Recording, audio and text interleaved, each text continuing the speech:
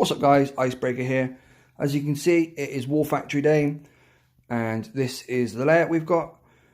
It's one of the ones that gets repeated quite often. A lot of people know the solo attack for this one, which is landing all Zookas in front of these crates, and then flaring up to the left corner of this mortar, flaring core, and then it's a shock on the mortars, a shock on the shock launchers, and these 3 rocket launchers.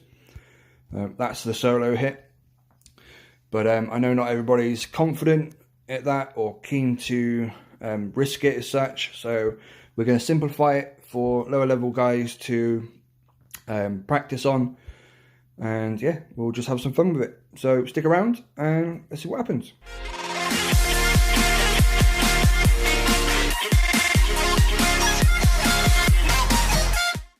Okay guys, this is my account today. It's my Smoky Assassin account, which is 5 gunboat energy, 5 troop damage and 1 troop health. We're going to be using all Zookas, and to start with we're going to be using Sparky's remote control, remote hack. So what we're going to do is, first of all, we're going to start off by reducing some shocks, clearing some mines, just generally making it a little easier. The first thing we're going to do is get rid of these 3 rocket launchers. Now there's not very much around here that can do much damage to them, so we're going to have to hack them one at a time. If you try double or tripling, you're just going to waste your GB. There won't be enough damage on the defenses done to take them down, so we need to do them one at a time. So let's jump in and we'll get it done. So I'm going to start off by marking these 2 rocket launchers, and that's just going to save us using some flares in a second. So we're going to drop a smoke, put Sparky underneath, pressing the remote and then flaring over to the 3rd rocket launcher. Now the reason why we go to the 3rd one is now because we know that she's definitely in range of the other 2, and so it means we won't have to flare them either because we've used arties to tag them, so she'll automatically select them when you press the button now. So recovering her with smoke. When this rocket launcher goes down, we can do the next one. As you can see, I've pressed the remote button already. Watching the smoke timer, recovering. Smoked a little early there. She didn't get the hack off, but it's not a biggie. We know she's still targeting the rocket launcher that's closest to her because that one's got the most damage on it. So ready with the smokes for the next one.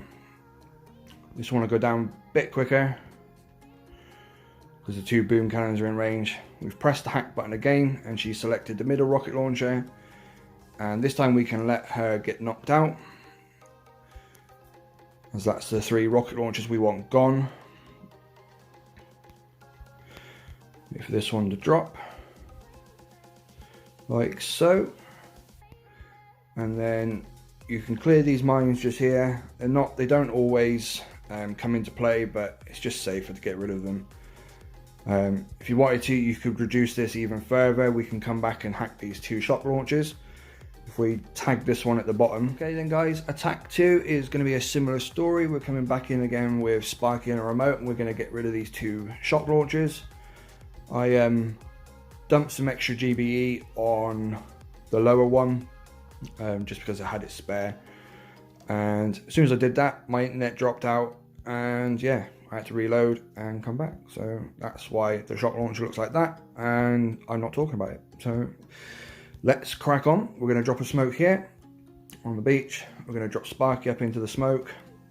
We're going to press the remote button and then flare the shock launcher that's furthest away. Drop down another smoke for Sparky. And again, we're going to do these one at a time because there's not much damage around to take them down. You need lots of boom cannons and stuff to be able to do doubles. So covering her with smoke, and then once that one goes down, or while that one's going down, we can press the remote again. She'll automatically select the shock launcher because that's what's damaged most. We can let Sparky drop just like that, and then that shock launcher goes down, and we've got 84 GBE left, which means we can probably get rid of these mortars too, which will then make it a no shock rush. So 2, 8, 4. 4 arties in there, and then a barrage. That should finish off the mortars. And we still got GBE left over, so we're going to dump that on the core itself. Just like that. And yeah, that's just a case now of getting up there with some Zookas. And this wall factory is done.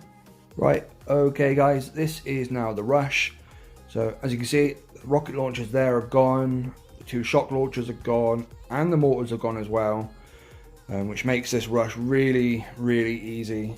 As long as you can get up here with some Zookas, you don't really need any GBE for shocks. There's no splash damage there that can range them. These rocket launchers only cover as far as the HQ, so it's just a case really of getting there now. And yeah, flaring core. So as the rocket launchers and the lasers still cover the beach, we're going to need to use some smokes on the landing. Put one there, one there. I'm going to drop the Zookas, followed by the next smoke. I've lost the delay because they peeked out the back, so we need to be really careful now on the walk, because that laser won't be very forgiving. So now we're flaring up to the back wall, keeping everybody covered with smoke. And then as they get up there,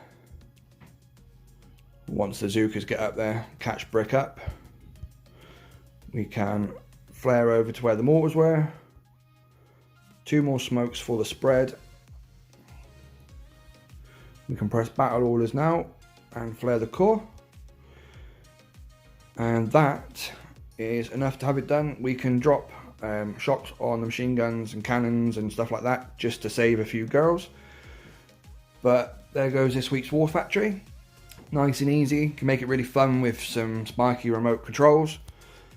Practice them Sparky hacking skills. They're really good for ops as well as War Factory and map clearing. You know, they're a good skill to have in your arsenal. So yeah, definitely have a play around, guys. I hope that helps, and I will catch you next time.